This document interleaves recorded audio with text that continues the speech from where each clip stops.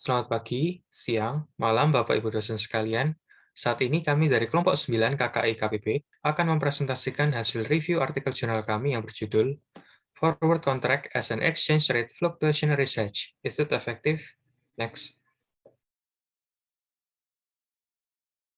Berikut anggota dari kelompok 9, ada saya sendiri, Joshua, dan rekan-rekan saya, ada Hilda, Michael, dan Karissa.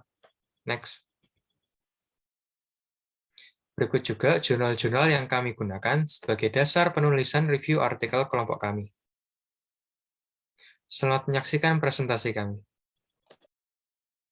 Berikut isu atau masalah penelitian. Jika membicarakan MNC, maka tidak akan asing lagi dengan risiko pergerakan nilai tukar. Salah satu bentuk dari risiko tersebut adalah transaction exposure. Exposure transaksi mengacu pada potensi keuntungan ataupun kerugian yang muncul akibat transaksi dalam mata uang asing. Namun, terdapat salah satu solusi yang ampuh dalam menghilangkan transaction exposure pada dunia falas, yaitu hedging. Salah satu instrumen hedging yang dapat diaplikasikan MNC adalah forward contract, di mana dibuktikan dengan PT Unilever yang memiliki 15 transaksi forward contract di kuartal 1 tahun 2020 untuk melindungi utang falasnya. Nah, alasan penelitian yaitu salah satu permasalahan utama yang paling dirasakan oleh MNC adalah resiko dari pergerakan kurs falas. Maka dari itu, penting untuk dilakukan analisis penelitian dalam membandingkan jumlah transaksi utang maupun piutang jika dilakukan hedging dengan yang tidak dilakukan hedging. Dengan begitu, dapat disimpulkan apakah forward contract hedging efektif dalam mengendalikan transaction exposure. Next.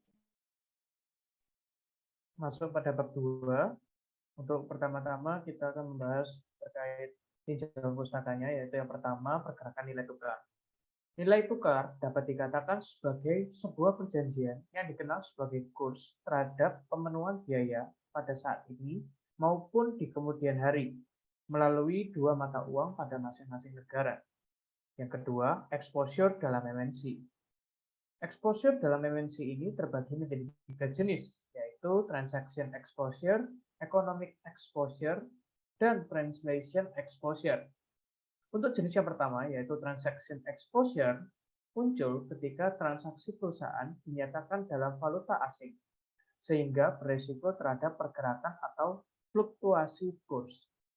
Kemudian untuk jenis yang kedua, yaitu economic exposure, muncul ketika arus kas perusahaan terekspos terhadap risiko fluktuasi kurs mata uang. Untuk jenis yang ketiga, yaitu translation exposure, muncul ketika MNC membuat laporan keuangan konsolidasi, di mana semua laporan keuangan anak perusahaannya wajib dikonversikan ke bentuk mata uang negara asal MNC. Kemudian yang ketiga, yaitu instrumen derivatif. Instrumen derivatif merupakan suatu instrumen dalam keuangan yang merupakan turunan atau derivatif aset dari instrumen utama, yaitu underlying aset yang bersifat penyertaan ataupun utang. Yang keempat, hedging. Hedging merupakan salah satu manfaat instrumen derivatif di mana berfungsi sebagai usaha pengelolaan manajemen risiko keuangan. Hedging seringkali dilakukan oleh MNC ketika berhubungan dengan kurs falas, terutama utang dan piutang usahanya. Yang kelima, forward contract. Forward contract didefinisikan sebagai kontrak kesepakatan antara perusahaan dengan institusi keuangan untuk digunakan sebagai opsi perlindungan kurs falas atau untuk menspekulasi atau memperkirakan nilai tukar mata uang di masa yang akan mendatang. Kemudian masuk pada hipotesis yang telah kami buat, yaitu hedging dalam forward contract dapat memberikan dampak positif atau keuntungan bagi arus kas PT Unilever Indonesia Terbuka dalam upayanya menghindari transaction exposure. Next. Untuk bab yang ketiga, yaitu jenis penelitian. Jenis penelitian yang digunakan pada makalah ini adalah penelitian deskriptif dengan pendekatan studi kasus. Penelitian ini merupakan penelitian yang digunakan untuk menguraikan solusi dari permasalahan yang ada dengan didasarkan pada data-data terdahulu. Untuk pendekatan studi kasus, merupakan jenis pendekatan yang bertujuan untuk menganalisa serta mempelajari suatu fenomena yang terjadi dengan mengumpulkan berbagai data. Yang selanjutnya ada variabel dan definisi operasional. Yang pertama ada forward rate, yang merupakan kurs mata uang satu dengan mata uang lainnya yang ditetapkan pada kontrak forward, di mana harus dilaksanakan pada tanggal jatuh tempo yang telah dinegosiasi dengan penjual. Yang kedua adalah forward premium, atau disebut dengan forward diskon, yang terjadi akibat adanya perbedaan nilai dari spot rate maupun forward rate, yang di mana nilai tersebut dapat meminimalisir exchange rate risks. Berikut populasi dan sampel. Populasi yang digunakan pada penelitian ini yaitu data historis kurs euro dan USD terhadap rupiah dan laporan keuangan PT Unilever Indonesia. Sampel yang digunakan data historis kurs euro dan USD terhadap rupiah pada rentang waktu April 2020 hingga Juni 2020 dan laporan keuangan triwulan 1 PT Unilever Indonesia pada tahun 2020. Metode pengolahan data. Teknik pengumpulan data yang digunakan pada penelitian ini menggunakan data sekunder yang telah tersedia. Data sekunder tersebut merupakan kurs euro dan dolar AS terhadap rupiah dan transaksi instrumen derivatif milik perusahaan PT Unilever Indonesia yang dapat dilihat melalui situs milik Bank Indonesia dan laporan keuangan triwulan 1 PT Unilever Indonesia pada tahun 2020.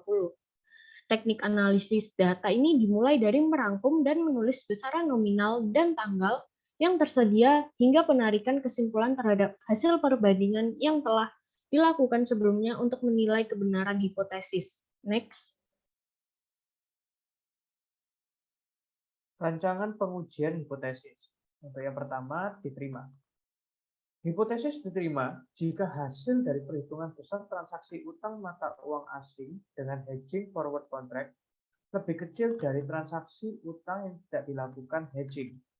Hipotesis juga diterima jika hasil dari perhitungan besar transaksi piutang mata uang asing dengan hedging forward contract lebih besar dari transaksi piutang yang tidak dilakukan hedging.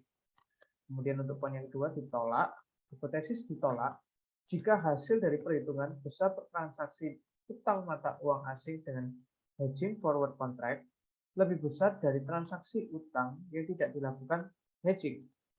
Hipotesis juga ditolak jika hasil dari perhitungan besar transaksi piutang mata uang asing dengan hedging forward contract lebih kecil dari transaksi piutang yang tidak dilakukan hedging.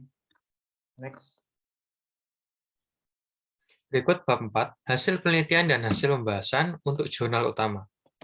Dari keseluruhan perhitungan pada hasil penelitian jurnal utama, dapat ditetapkan bahwa satu dari total 15 transaksi yang dilakukan oleh PT Unilever pada kuartal 1 tahun 2020 telah membuktikan manfaat hedging sebagai perlindungan akan risiko ketika terjadi fluktuasi kurs falas.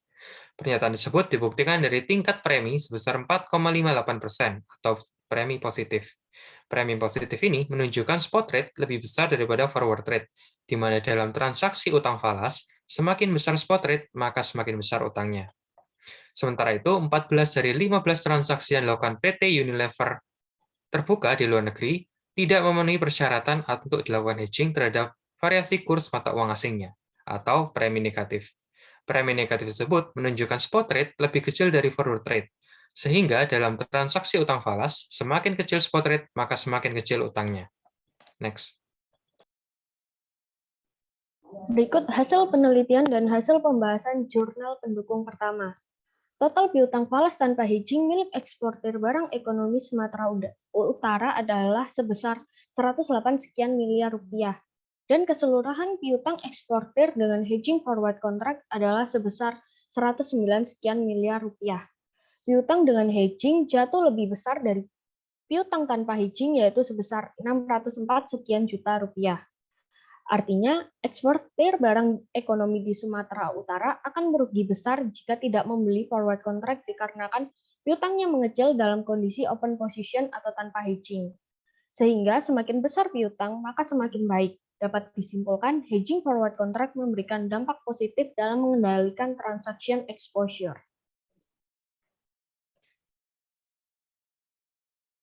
Berikut jurnal pendukung kedua. Besarnya utang impor yang harus dibayar PT Unilever selama 2019 hingga 2020 dalam forward contract hedging adalah sebesar 334 miliar 535 juta sekian rupiah. Sedangkan jumlah utang tanpa menggunakan hedging atau open position adalah sebesar 334 miliar 520 juta sekian rupiah.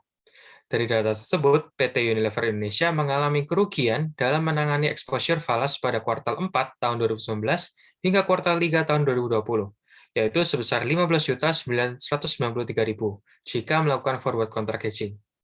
Dapat disimpulkan bahwa PT Unilever Indonesia menerima dampak negatif dari pembayaran utang falas dengan forward contract hedging, di mana tidak efektif dalam mengendalikan transaction exposure. Next. Masuk pada jurnal pendukung ketiga, PT Unilever Terbuka harus membayar utang falas lebih besar 6.408 juta rupiah dalam strategi hedging forward contract jika dibandingkan dengan utang falas open position atau tanpa hedging. Hal tersebut dikarenakan kontrak forward yang bersifat mengikat secara hukum, di mana harus dieksekusi pada tanggal jatuh tempo yang telah ditentukan, dan tidak ada ketentuan pembatalan kontrak.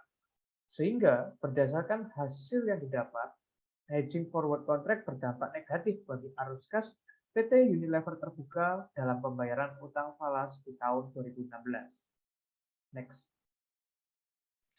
Berikut adalah konklusi, implikasi, dan saran dari penelitian kami. Konklusinya, forward contract menjadi alternatif bagi MNC untuk melindungi transaksinya dalam valuta asing. Dikarenakan banyak transaksi utang falas MNC yang dilindungi akibat adanya fluktuasi kurs falas terhadap rupiah, maka dapat juga dikatakan bahwa MNC memiliki kekhawatiran akan ketidakpastian pergerakan kurs falas. Yang selanjutnya, implikasi hedging dalam forward contract terbukti cukup efektif dalam mengendalikan transaction exposure terhadap perusahaan MNC, di mana berdasarkan hasil penelitian sebelumnya, ditemukan bahwa forward contract dapat melindungi utang dan piutang falas milik MNC. Namun terdapat juga hasil penelitian yang menyatakan forward contract ini tidak efektif jika dibandingkan dengan open position atau tanpa hedging. Maka diimplikasikan bahwa forward contract juga dapat memunculkan potensi dampak negatif bagi MNC. Untuk sarannya, untuk menghindari penggunaan strategi forward contract hedging yang tidak efektif, maka MNC harus bisa menganalisis pergerakan kurs dari berbagai faktor penyebabnya agar bisa menentukan waktu dan kondisi yang tepat untuk melakukan hedging terhadap transaksi falasnya, terutama utang dan piutang mata uang asing. Berikut sumber-sumber yang kami gunakan sebagai dasar review artikel jurnal ini. Next. Sekian presentasi dari hasil review artikel jurnal kelompok kami. Kami mohon maaf apabila terdapat salah kata ataupun kata yang tidak berkenan di hati Bapak Ibu dosen. Akhir kata, kami dari kelompok 9 mengucapkan terima kasih dan sampai jumpa.